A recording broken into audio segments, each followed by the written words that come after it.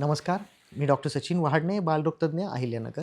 आपण बघितलं की जेव्हा बाळ चालायला लागतं, आजूबाजूच्या गोष्टी एक्सप्लोर करायला लागतं, खेळायला लागतं, खाली पडलेल्या वस्तू उचलून तोंडात घालायला लागतं किंवा बॉल खेळतंय, बाकीच्या खेळण्यांना हात लावतंय, इतर मुलांशी खेळतंय, घराबाहेर खेळायला जातंय. अशा वेळेला मातीच्या संपर्कात येतं, तोंडात हात घातले जातात आणि जंत होण्याची शक्यता वाढते.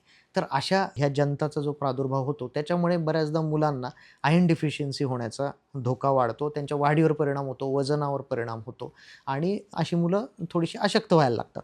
तर ह्या जंतांची ट्रीटमेंट करणं हे अतिशय गरजेचं आहे. तर सगळ्यात महत्त्वाचं म्हणजे दर 6 महिन्याला जंतविरोधी जे औषधं आहेत, ते दिलं गेलं गरजेचं आहे. एकच डोस द्यायला लागतो, पण दर 6 महिन्याला तो एकदा द्यायला पाहिजे. माझ्या पेशंटला तर मी असं सांगतो, की तुम्ही लक्षात ठेवायला एकदम सोपं. 2 वेळेला वर्षातून आपल्याला जंताचं औषध द्यायचं आहे. ते एकदा 26 जानेवारीला आणि एकदा 15 ऑगस्टला द्या.